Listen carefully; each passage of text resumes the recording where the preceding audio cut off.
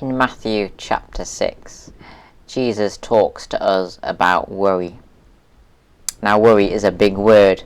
It can include all kinds of things like phobias, chronic anxiety, stress brought about by difficulties or past traumas.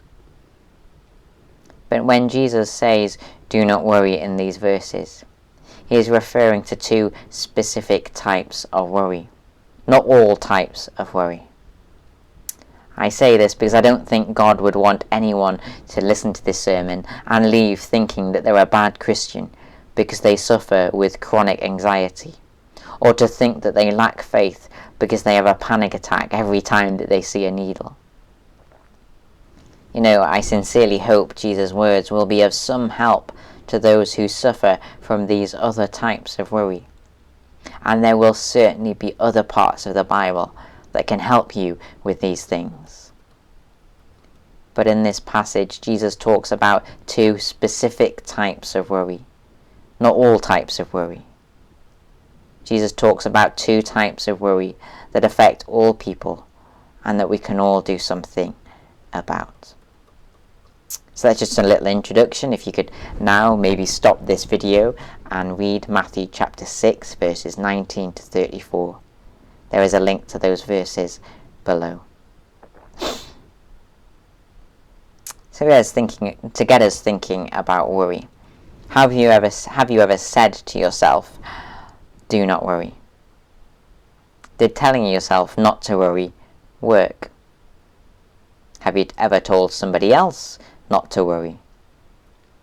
When you told them not to worry, did their palms instantly stop sweating as they peacefully floated out of the room, thanking you for your 3-word cure? Simply telling ourselves or somebody else not to worry does not work. That's why before Jesus says, "Do not worry," he says something else.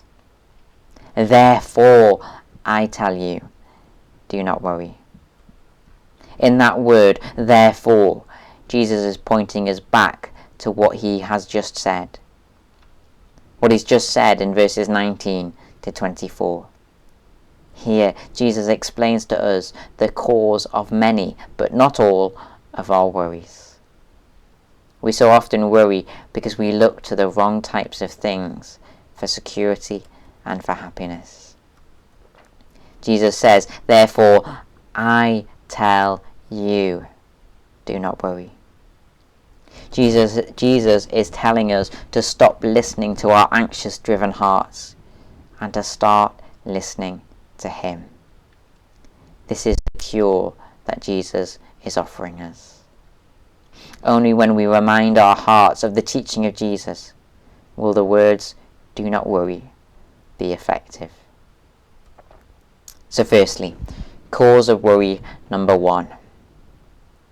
The cause: investing our hearts in the wrong things. I'd like you to think and picture for a moment how each of these situations end. A man goes to a bank to open a new bank account. He invests all of his money in HSBC. After depositing all of his life savings at the desk, he turns around to see the next person in the queue. They're wearing a balaclava and holding a gun. Now, a girl looks at every animal in the pet shop. She finally sets her heart on that one white mouse in the cage. After pointing out the mouse in the cage to the shopkeeper, "I want that one." The little girl watches as the boa constrictor hugs the mouse goodbye. A single male looks forward in excitement to meeting his hot date, the hot date that his best friend has prepared for him. He's sure his life will be one long fairy tale dream from the moment he and his hot date look into each other's eyes. He walks into the kitchen and sees his best friend frying some dates in the frying pan. In one sense, if you get the jokes, these scenarios are all funny. But in another sense, they're not funny at all. For the moment you set your heart on any earthly thing, you are setting yourself up for a roller coaster ride. As Jesus said, for where your treasure is, there your heart will be also. What happens to the thing that you treasure the most will dictate your heart and dramatically affect how you feel. For example, the child who treasures that white mouse will have their heart ripped in two when they see the mouse hugged to death by the boa constrictor. For where your treasure is, your heart also will be. The adult who treasures money will find their pulse rate goes up and up and up and up and up when the shares of the stock market drop. And their heart will stop when they lose everything in a bad investment. For where your treasure is, there your heart also will be. The single male who treasures or idolizes romance will have their heart crushed every time they get rejected, but their heart will skip a beat every time they get kissed. For where your treasure is, there your heart will be also. Now you might treasure something different, but the principle is the same. Where your treasure is, there your heart will be also. Your heart will ping-pong back and forth between happiness and despair, depending on what happens to the thing you treasure the most. You'll find yourself bouncing back and forth between peace and anxiety, depending on whether you have the thing you've set your heart upon getting. To work out your treasure, simply reflect on what most polarizes your mood, or what makes your heart beat fast with anxiety, or what crushes your heart when you don't have it, or when you lose something that you like. If you treasure control, you'll panic when things don't go according to plan. If you treasure other people's opinions, you'll always be worried about what other people think. If you treasure success, you'll suffer stress every time someone does better than you. For where your treasure is, there your heart will be also. Now, does this mean that we should never care about money, or never care about clothes, or never care about our health, or our football team, or something else that we love? No, Jesus isn't saying we shouldn't care at all. What Jesus is saying is this: is not life more than food, and the body more than clothes? Let's put it another way. Is not a wedding about more than just the dress?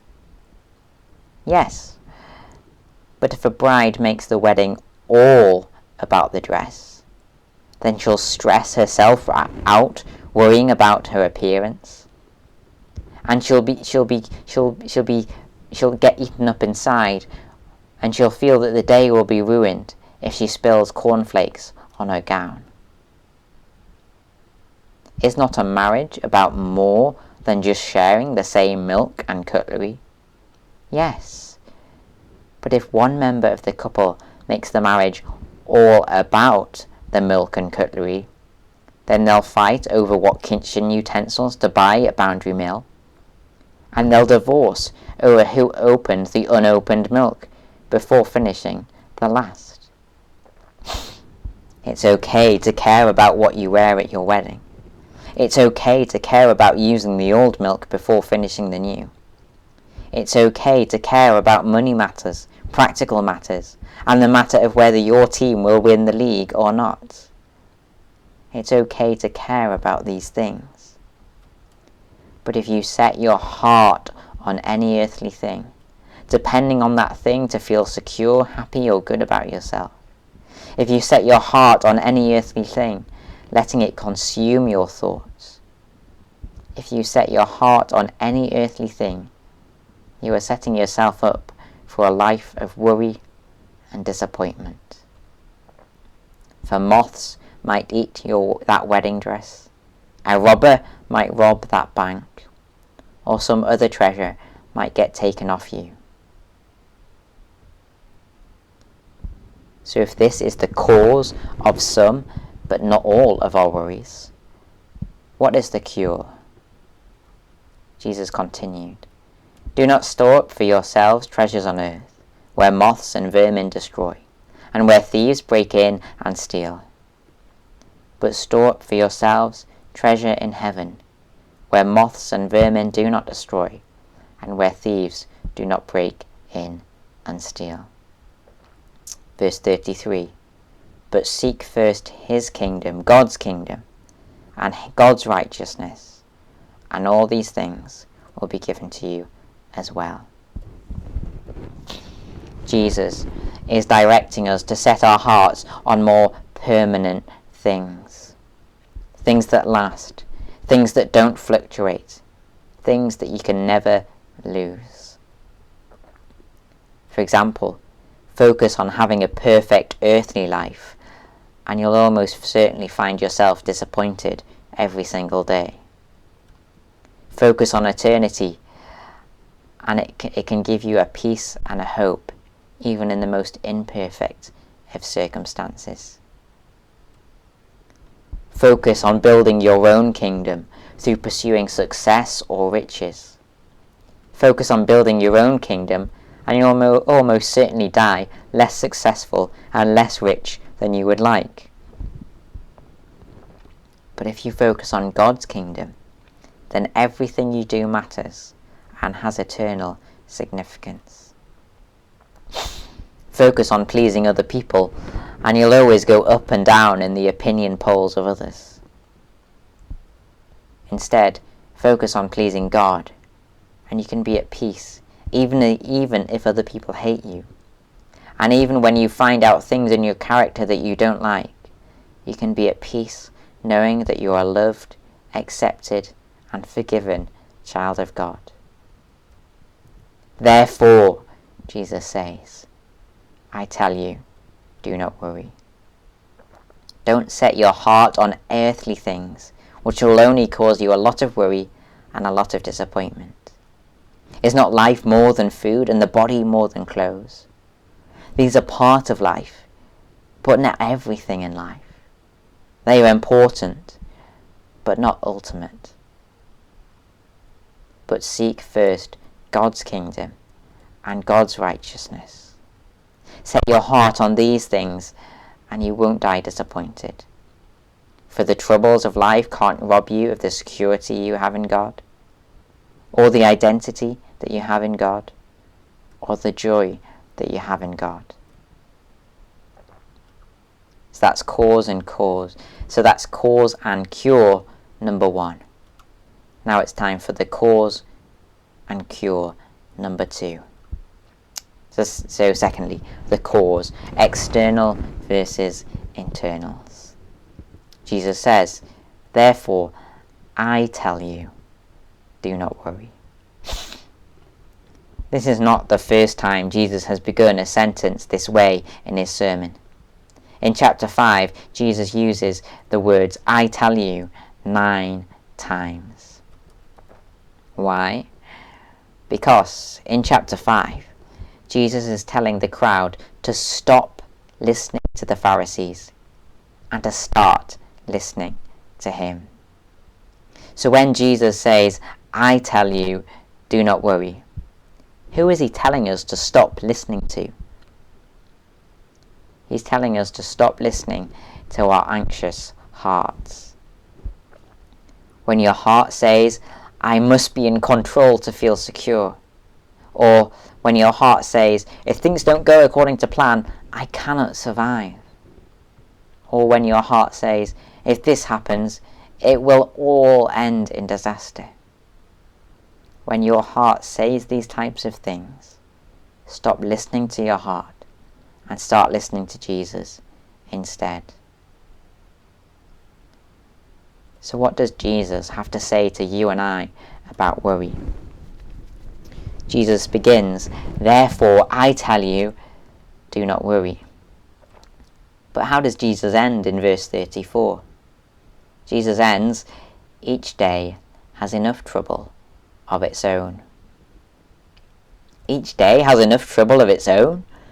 This surely has to be the most anxiety-inducing sentence in the Bible. Do not worry about tomorrow. Each day has enough trouble of its own. In other words, today has the potential to be so saturated with trouble that you've no room left on your plate to worry about tomorrow. No 21st century psychologist is ever going to say such words to their already anxiety-ridden patient. After all, when we see that somebody's worried, aren't we meant to say things like, "Everything's going to be okay," or "That'll never happen," or "Stop stressing, it won't be cancer"? But sometimes not everything is okay. Sometimes it is cancer.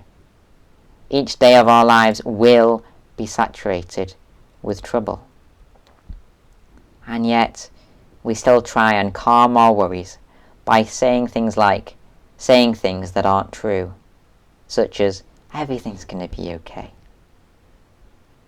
We still try and calm our worries by saying things that aren't true, and by trying to avoid things that we can't actually avoid. Jesus' statement about worry is true. Each day has enough trouble of its own. But why does Jesus tell us this? Why does Jesus speak these words to worriers like ourselves? How can such a scary statement help? Well, one way to deal with worry is to try and control the externals. Try and control every external factor in your life, and all your worries will disappear. All you need to do is plan perfectly, avoid every possible disaster, and make perfect decisions every time. Simple, right? Wrong. None of us can avoid all trouble and control every external circumstance in our life, for each day has enough trouble of its own. In other words, trouble cannot be avoided. Unless you accept that this is true, even for the Christian, you'll add to your worry by trying to control every external circumstance in your life. So, the cause. One way to try and deal with worry is to try and control all the externals. This is impossible, and it only adds to your worry. The much better way to deal with the worry is to focus on the internals. Start talking to your heart about the things Jesus says in these verses, and you'll worry less and be at peace more. So what truths does Jesus want to talk to our hearts about? Simply look at the question marks in these verses. Jesus is asking us questions because he wants us to teach our anxious hearts certain things. Verse 25.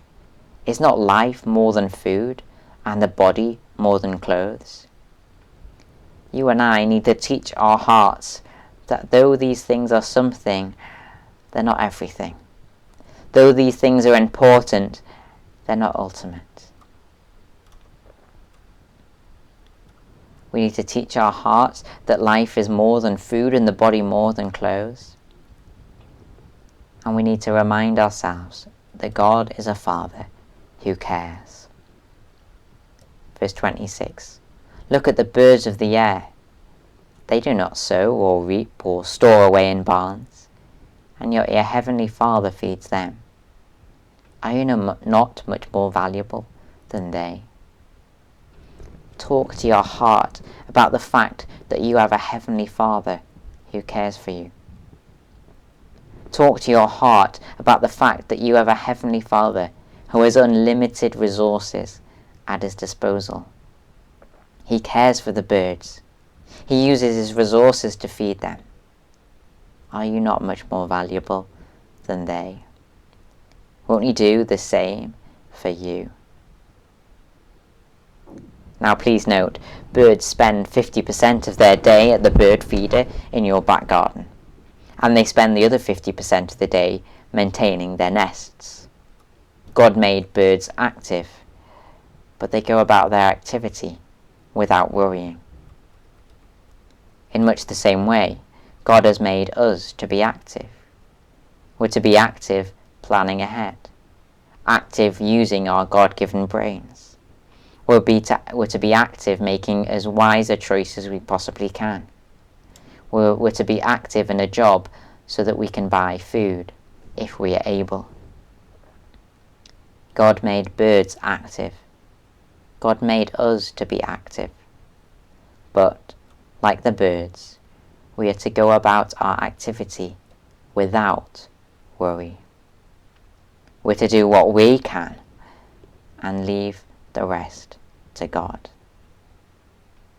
Can any of you, by worrying, add a single hour to your life? Can you escape even 1 hour's worth of trouble through worry?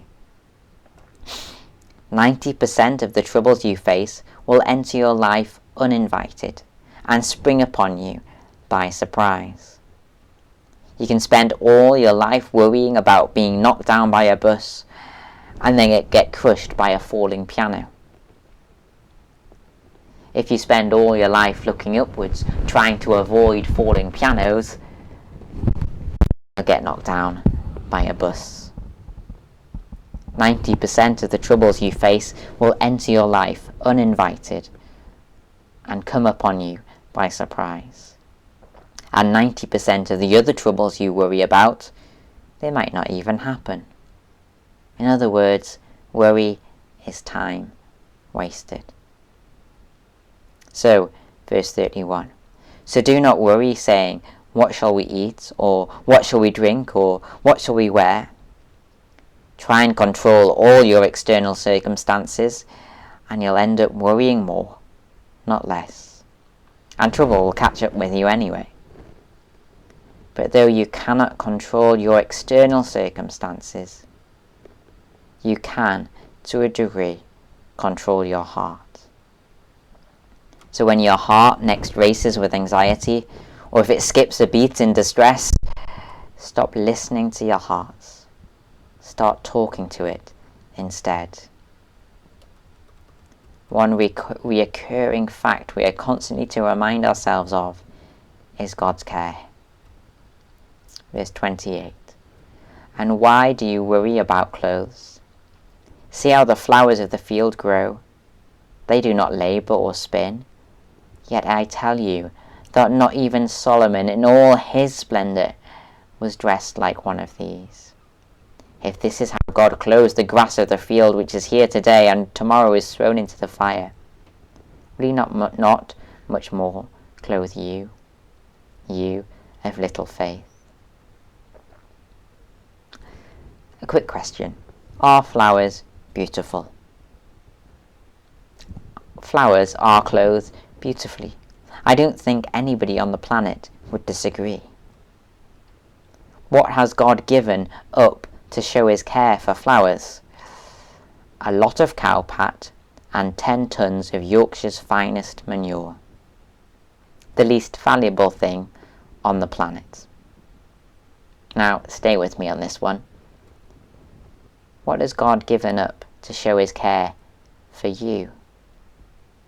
The least valuable thing on the planet, or the most valuable thing that He possesses? Romans 8 verse 32. He who did not spare His own Son, but gave Him up for us all, how will He not also, along with Him, graciously give us all things?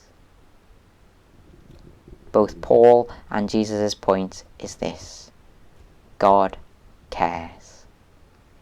If God gave up the most valuable thing on the planet for you, His own Son, will He surely not also provide you with the other less valuable things that you need?